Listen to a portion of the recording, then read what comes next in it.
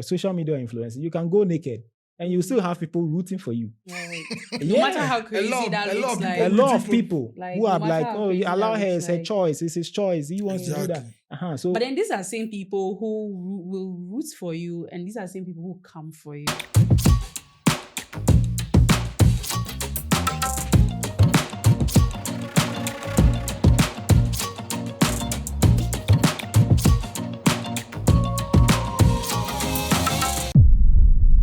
Welcome to another exciting podcast episode. So my name is Magdalene, and today I'll be hosting two lovely, amazing gentlemen. We're going to talk about influencing and influencers and what we think influencing is all about. And we're also going to look at 9 to 5 and remote jobs. So before we dive into the whole thing, I'd like to let my guests introduce themselves. So to my left, to my left. So introduce yourself, please. My name is Emmanuel, but on socials, people know me as Don Success.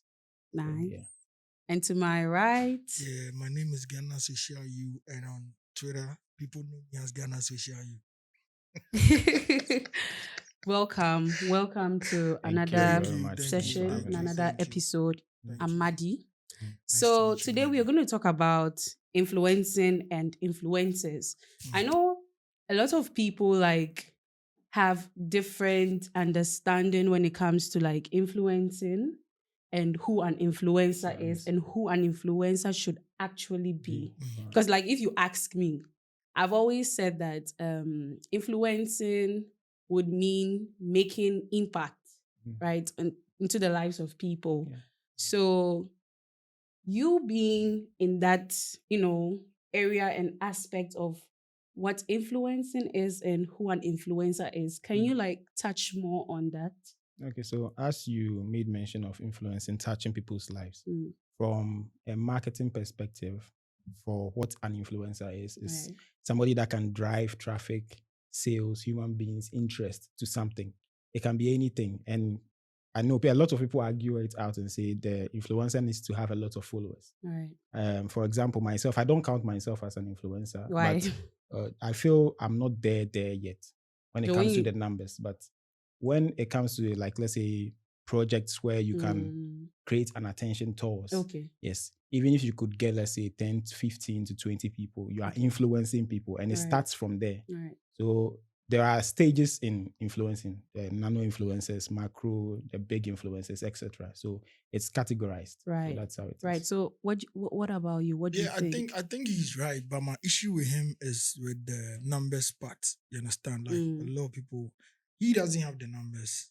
Okay, well, he has more numbers than me. Right. But I feel he's one of the biggest influencers in Ghana. I feel that's my opinion, and he's always gonna dispute that fact. But I feel he's one of the people who actually puts in the work, who actually moves the crowd, who actually does things that affect people. There are a lot of people I know on social media who have millions, thousands. But they don't do anything. They are just like echo chambers.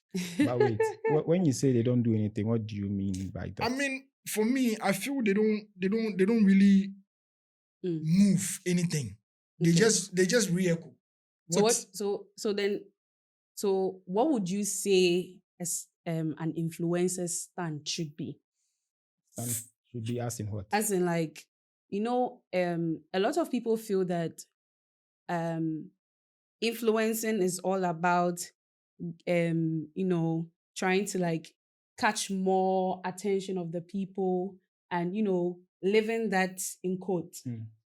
I've got the luxury to live that influential lifestyle, and regardless, I mean, I'm not so much bothered or concerned about what I am impacting people on. So it's more or less I've got the money, I've got the cars, I've got this, I've got that. And I feel like that's not influencing. Oh, it's not. That's not influencing because a lot of people try to create some sort of meaning to that name in quote. Yeah. And it makes a lot of youth out there crazy about influencing. So how about that? So what would be the actual stand as an influencer? What should be that stand where you thrive on, and then people are looking up to you as that top-notch influencer? Like, for me, I think it's somebody who can, impact people, who can change lives, who can do stuff that people feel like, yeah, this guy is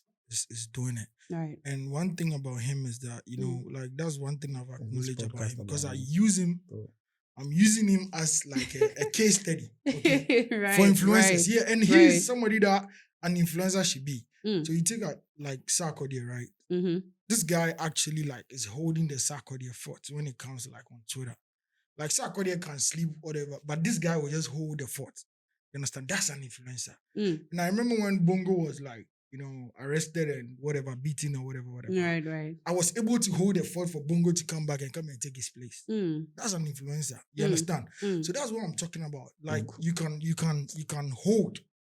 You understand? And when I see other people try and say they are influencers, you look at this.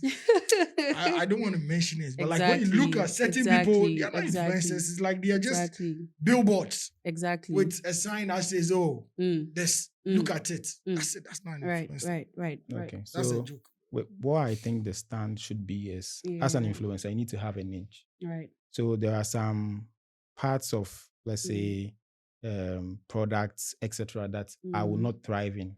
Right. So I can talk about music. Right. You put me on a show, talk about music, I'll do well. I'll be able to drive a lot of attention when it comes to music. Right. When it comes to financing, I can do that. So I have a niche. So anyone who sees anything I post about music, about finance, about apps, or anything that concerns financing, he knows it's from a trusted source. Right. So now whoever follows everything I post will be like, okay, because Don said this, I want to try it and see. So it's not all about the craze, like I have a lot of followers because I posted this, you have to. No, it's about my niche. What I can, let's say, stand on and say, I certify this product, I certify this person, this is trusted. Because I said it, that it's good. Right. Yeah. Because like I've really realized how a lot of people have gone in all, and right now the whole even stand and like definition of who an influencer should be has like really gotten to that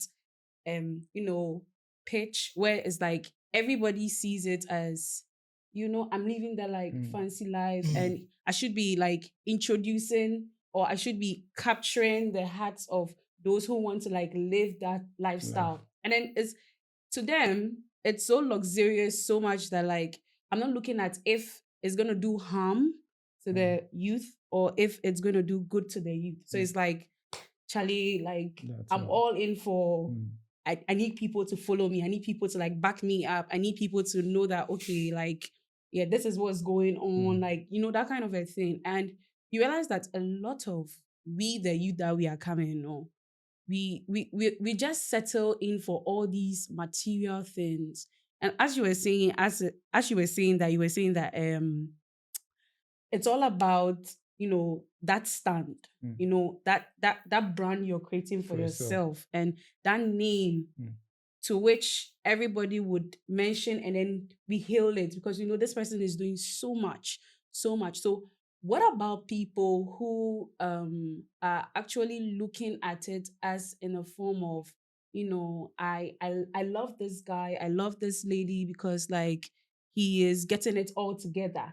Like maybe this whole thing about influencing is like it's like a game. So like, why don't we get into it and then see what we can get out of it, rather than posing as some sort of, in quotes, like a model kind of a thing where everybody is buying into that. Yeah, can I answer like, you see, like there's something I'm seeing on Twitter right now, right? And it's like it's creating a craze for the upcoming women, right?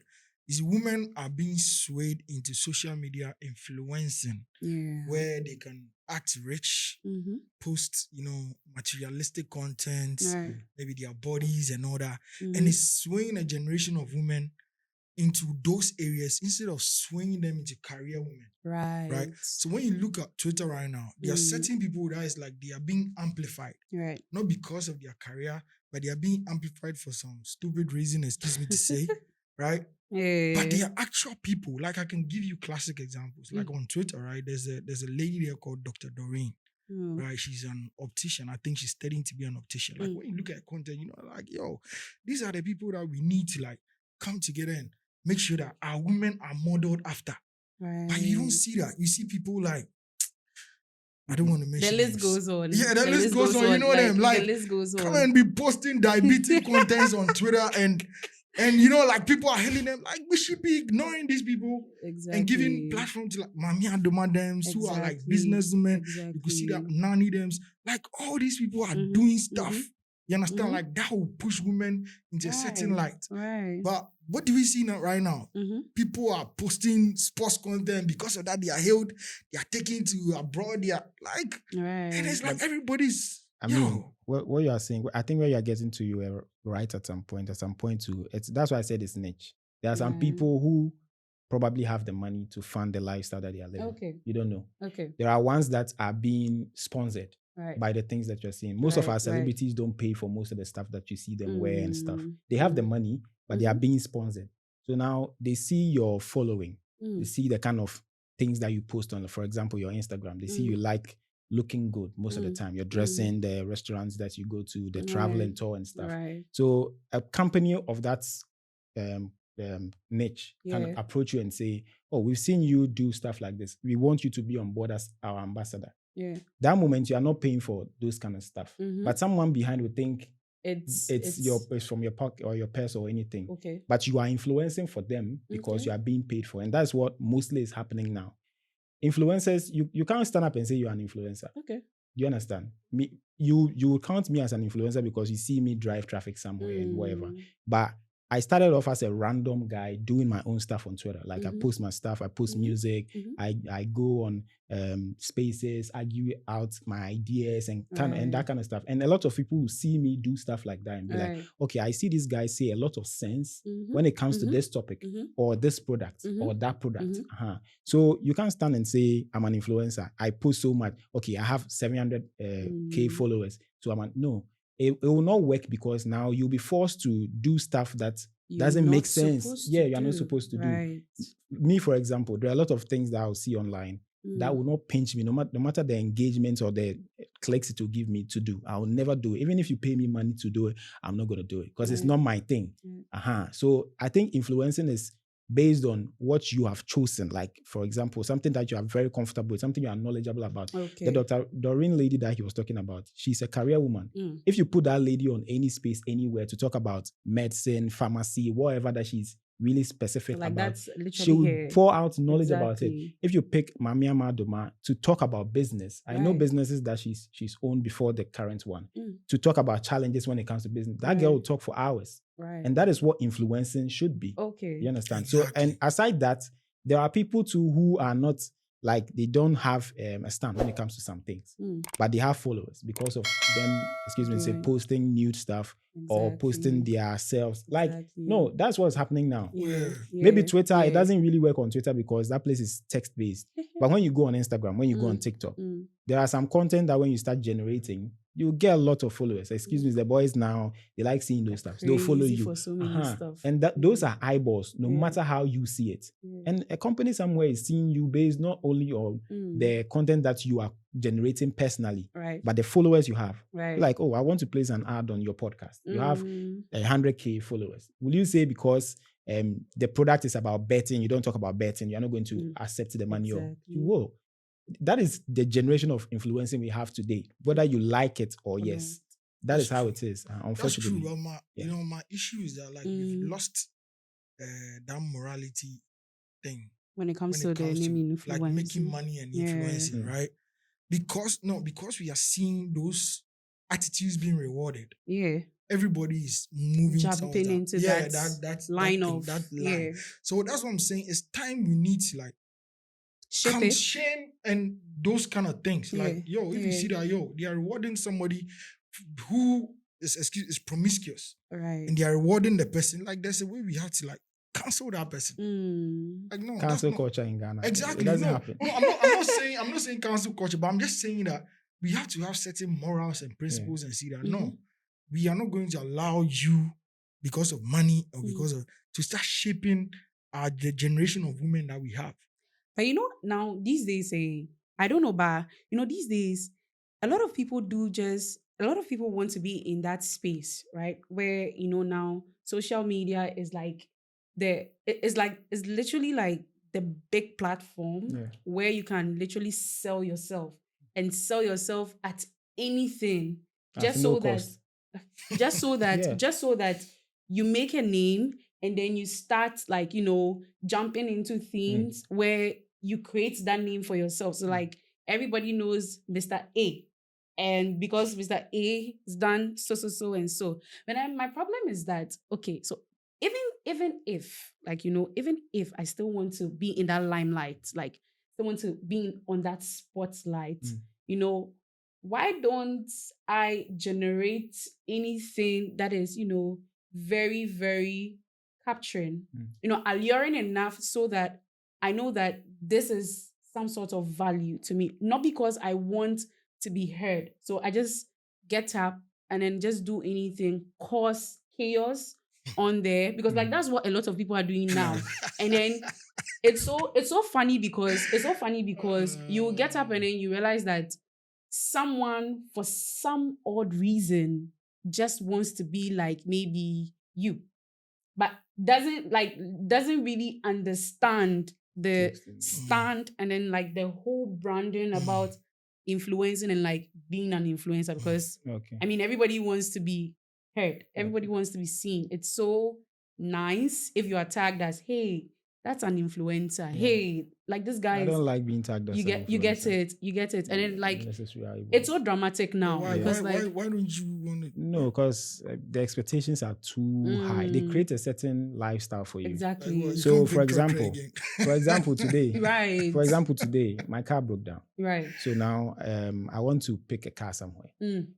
If by chance somebody sees me in a Trotsky, the chances are that they'll take a picture of me or a video of me, and it's uncomfortable because they think they know you. And I've not even stood anywhere to say I don't take Trotskys or slandered anybody. But that tag will be like, I don't know how to call it. Is it a mini celebrity or whatever? Oh, he's known. He has you have 60K followers. Why don't you have a second car? I know, right? You understand? There should be that kind of expectation. It's sick. It's something that I really feel odd about, no matter how many times my friend will laugh about it. But what you said, when it comes to people being pushed to do a lot of stuff, Ghana and things are hard.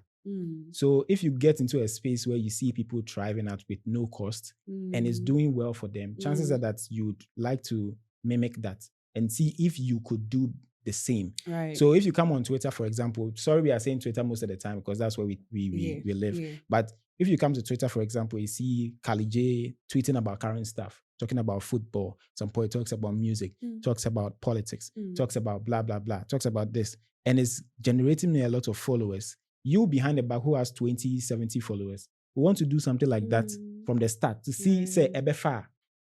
Probably at the time that you were starting, excuse me to say, you didn't have a job. Right. And Kali J stood at that point before, and now he is here, and he has he has a car, he has a business, whatever. You'd be motivated to.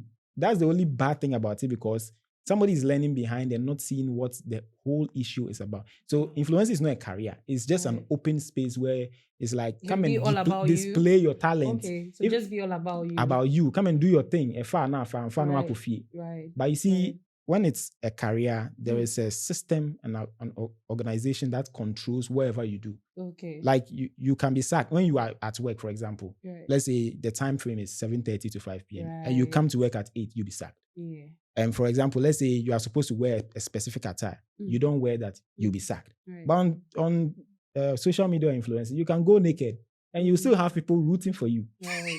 No matter how crazy that looks like. A lot of people who are like, oh, you allow her, it's her choice, it's his choice, he wants to do that.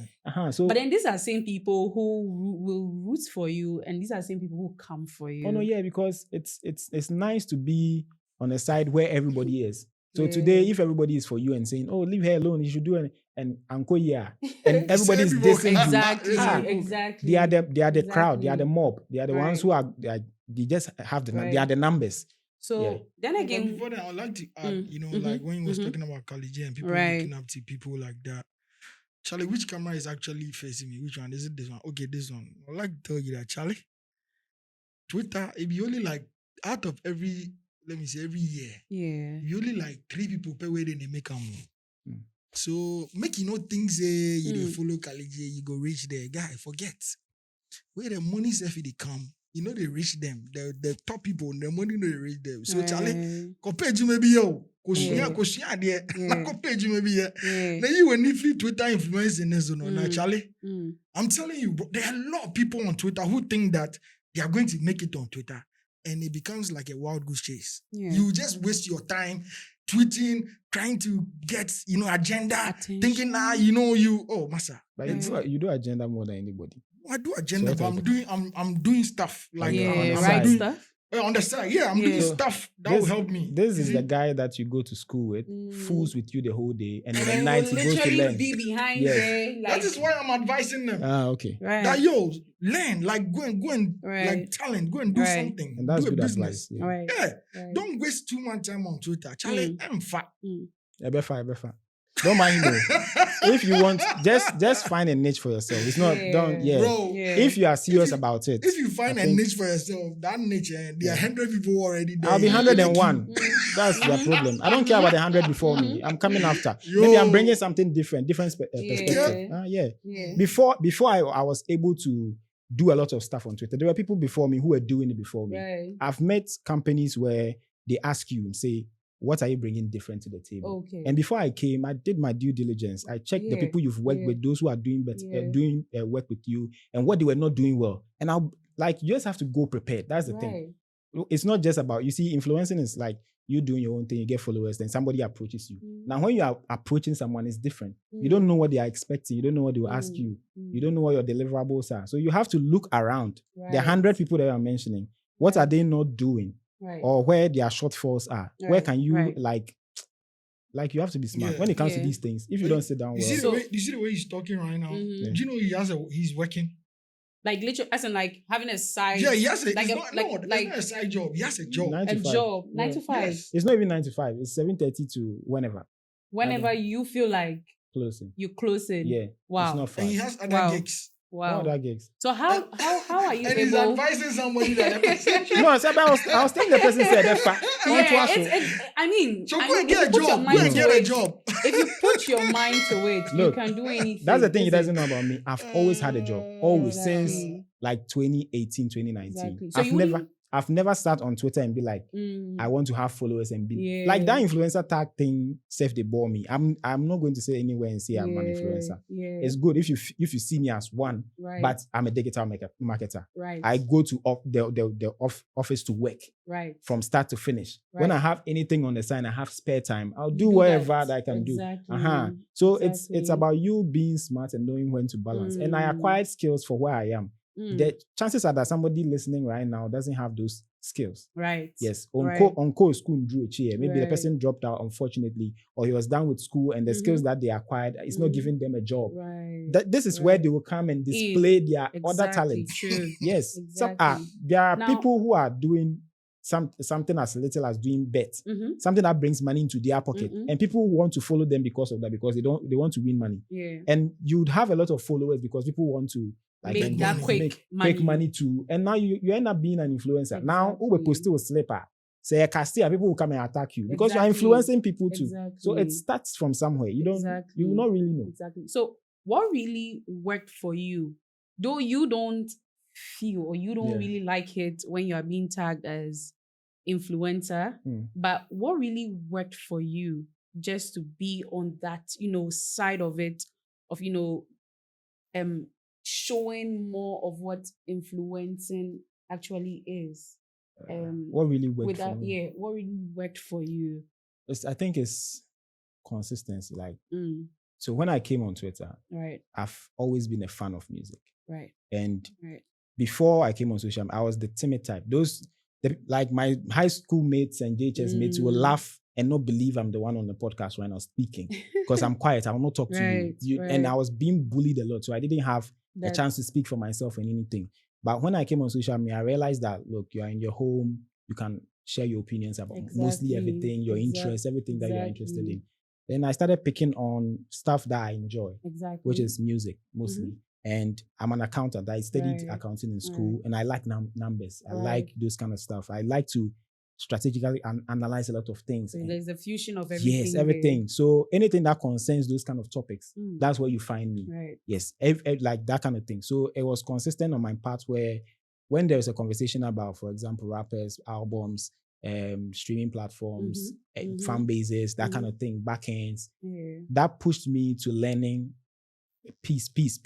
Before I knew a lot of things that I didn't go to school for.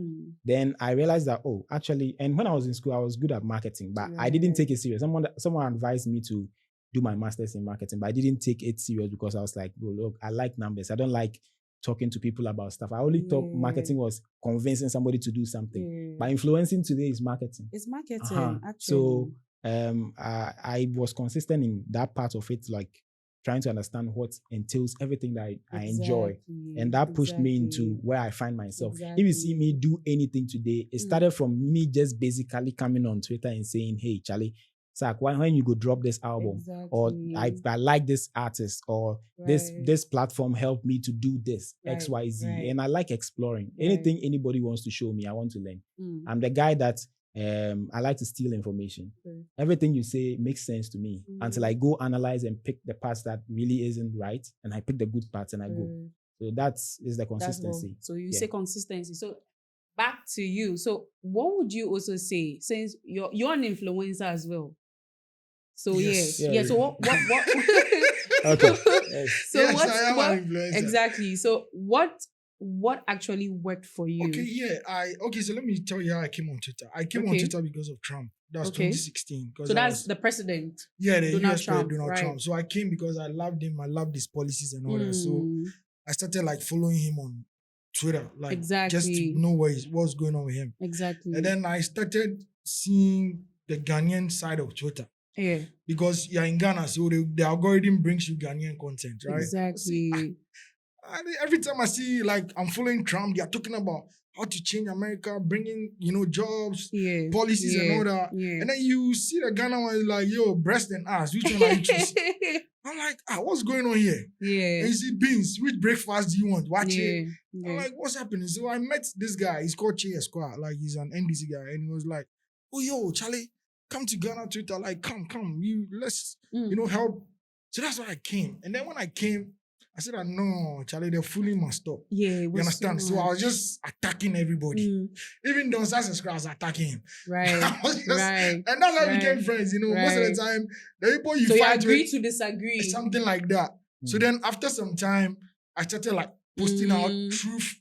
People began to see that this guy is controversial. This guy, and that's when people started following me. Exactly. I started building connections, linking up with Don Success, linking up with other people, creating doing organizing events. Exactly. Like we just came from a blood donation event at Ridge Hospital.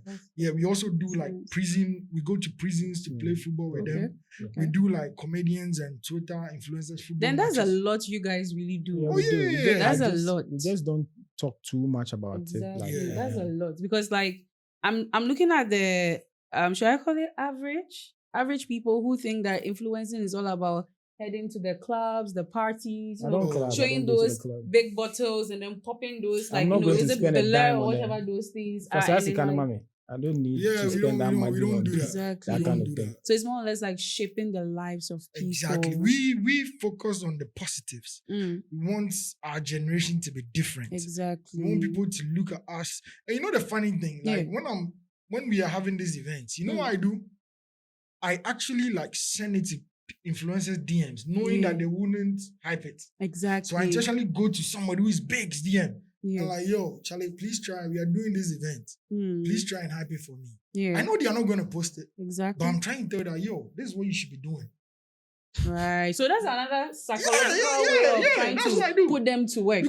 Because I sent it to a guy. And you think it's working? It's working. Ask him. It's not. No, it's working. Because they look at me and they're like, how come this guy get like 5K followers, but see the things they do? But don't you think because like you guys are doing it the right way, right? Don't you think that is like another opportunity for people to see properly like what like influencing actually is? Okay. So my brother here, that's my only issue with him when it comes to anything that we do together. Right. Let's say a donation or blood bank, whatever. I make him understand that, look, we are doing this for people, but it should be more organized and strategic. The planning should be on point, because you are creating a narrative where people will see your followers and be like, wow, you just have 5K and you guys are able to do this. Exactly. So now next time when you are going to do it again, I want to hop on board. I want to support, because that's the point. You can't do it all. If you are going to the prisons and you are going to donate money, drinks and food, and yet they be in a full pocket, you can't do it all. So it's like you have to be very like humble? Not humble, like you have to be very strategic with the things that you do. Yes, because people are watching. And me, I've met people who don't have a lot of followers. And people feel you have a lot of followers, so you have money, so you have a lot of influence. No, there are people who are very big people in some organizations we find ourselves, and nobody even knows who they are on socials. You don't know their Twitter account that they are behind. You don't know their IG account, but they are following you. I moved to one very top person, top marketing person on Instagram. Instagram is not my thing, but that is where I think he was. And I texted him, I was introducing myself. I do this. He was like, bro, I know who you are, so stop typing. And it's not like I'm out there, but it's you doing something, people watching you from afar and be like, okay, this is what you do. And they'll only be able to accommodate you based on the effect and credibility of what you're doing. Yes. Right. So it has to be very strategic. My brother here in India. No. Yeah, he's right. I'm not going to argue with him. He's right. You understand? But that's one thing I like about him. And he has the knowledge in that. And that's why I talked about networking. You understand? I can have the vision, but he has the strategic planning and management. Right. You understand? And that's why I like linking up with people like him, when we are organizing stuff. Right. Because he's able to do it. But me, I'm like, no, Charlie, let's do it this way. But you see, the more you work with people, the more you get to know them, and the more you can, you build a chemistry up. And then things go on. I hope you understand. So it comes down to even influencing. You understand? You can't do it by yourself. You have to link up. You have to connect to people, so that you people build each other up, and then you that's get the good flow, results. right? So now that we have settled on who an influencer is and what influencing is all about, now let us look at influencing as a job. Influencing as a job, and also influencing as such that can be the only source of income, where you would probably be on that spot, and then that, okay, I do not need any extra other things to add to what I am doing. I'm cool with my whole influencing lifestyle or whatever that entails. So let us look at that. And I'm also looking at we incorporating it into remote jobs and 9 to 5, right? So how does the whole influencing system, in quotes, how do they work hand in hand when remote works and then 9 to 5 works?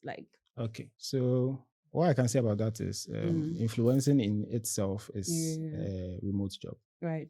But if you want to be I'm an influencer, I don't want to do anything else, you must be on your A game. You must be one of the biggest influencers in Ghana in whatever you are doing. There are a lot of people, as I mentioned, they are specific to things that they influence. There are some people who do club stuff. They just go to clubs, parties, and other clubs link up with them to promote their parties for them. Right. Something like that. You have to be in your A game to be getting enough money so that anything else will not make sense. So if in a week you are able to do at least 2 gigs, and those 2 gigs can give you 10K a week. I don't know who is getting that now, but in Ghana, I don't know. I can't mention it because you don't know how much anyone is getting. But if you are able to get that amount of money and it's spending for your bills, you are able to save, you are able to make investments out of all that, then you are okay. But if you are not getting that amount of money, I doubt if an opportunity is poking at you and say, oh, we want you to do this 9 to 5 job. We want you as a receptionist. We want you as a social media manager. We want you as a PR person. Right. And the pay is fine, is good, and you can manage the two. Hey, why would you say you don't want to do that? So very few people have the chance of getting that kind of that peak of being an influencer, where you just have to sit home when you are needed, when you are supposed to go on field, when you are supposed to post something. That is when. And it's very few people, 2% or 1% of the people we will call influencers get that chance. So most influencers, they tend to have that idea that they want to have that, and they end up being broke. They end up not getting like the gigs that they want, and now they don't even know what to do. Yeah, because why I'm saying this is because there are these influencers. There's ladies who are out there. Ghanaian influencers. The Gen Zs. So one of them, I'm sure, these days they are all over. You hear their name, you hear them most often, like every time Yamata has buy over there, like that kind of a thing, So there was one time, I think she was being interviewed, and then she was asked, aside from the influencing thing she's doing, is there something else she does? And she was like, like I'm a worker, like I go to work. And she's working with one of these top insurance companies. And I was like, influencer, they say, and one say you're just there. So I'm like, how are people able, to still keep up with all you're saying? Like, I'm still working, but I'm still able to like keep up because I need that consistency to build that niche and brand that I'm like actually creating for myself and trying to like get people's attention to me and to what I put out there. So like, how does that like work hand in hand? Because I know that for remote jobs, you probably don't have to even be on field to do the work. You just have to do a stay home or whatever it is until probably you're called before you. So how do I still have to be an influencer and then I have to wake up by 4 a.m., get to work by 7, get most of the like things done at office by before maybe 5 I'm out, like, and it keeps running like every day. Like how does that work? I think influencing, as I said, is already remote. Right. The tool that we use to influence are our phones, laptops, which we carry along anywhere we find ourselves. Right. So if you're at work and you're an influencer for a brand, and the brand is requiring that you do, let's say, an explainer for their new product that is launching next week. Right. And your lunchtime, this is a secret I used to use, but I don't anymore. Yeah. And you have lunchtime. You can go and have that your lunch for 10, 20 minutes. And the 40 minutes, when you have to record yourself and talk about something, you can record, hey guys, there is this product on the market, it's called XXX, it's available here.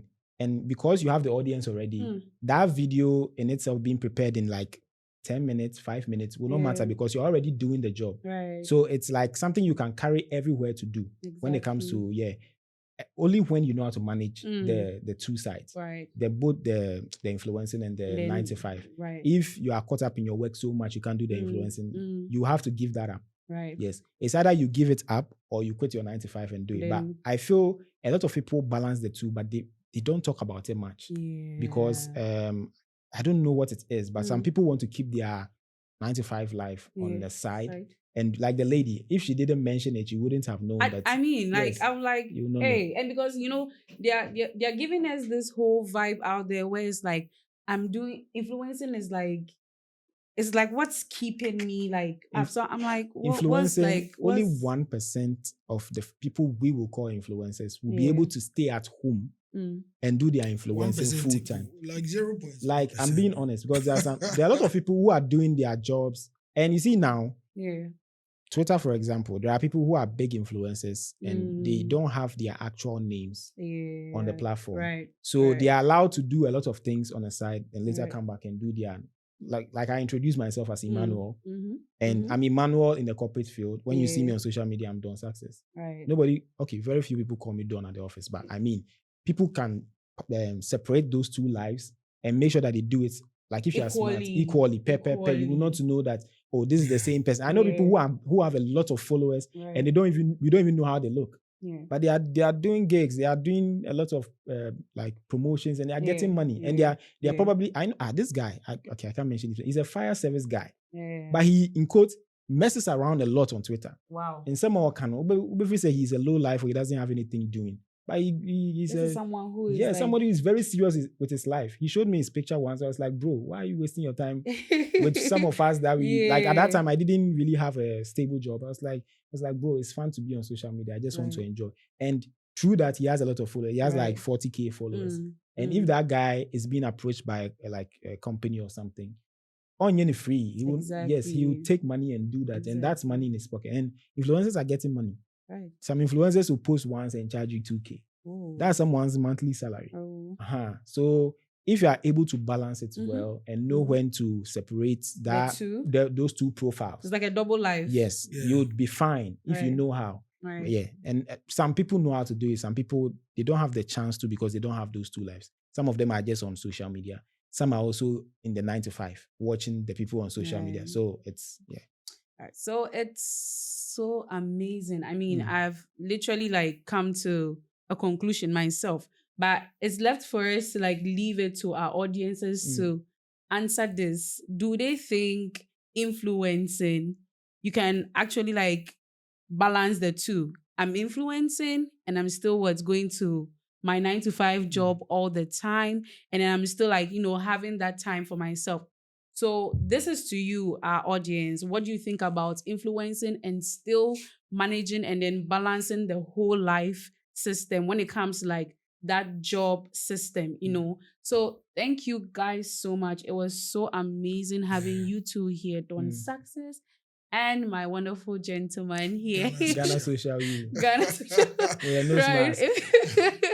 Yeah, I don't want to be walking and people be taking pictures like you were saying. No, I don't want that. Right. You like your privacy. Exactly. I can go and buy my cocoa. But the funny thing is, people still know him, but he just wants to keep it anonymous just in case so many people. Exactly. It's the downside of being the disadvantage of being known. I don't want to call it influencing because I'm not. I'm just a guy who has numbers and can put like a lot of eyeballs on your product. Trust me, if you work with me, you'll get me. Right. Yeah. All right. So we've come to the end of today's episode. I know that most of you, your questions have like been answered. What influencing is, who an influencer is, how can you manage or like balance that lifestyle and still go or have your 9 to 5 work. So I'll see you guys on our next episode here at Jadolin Studios. Thank you.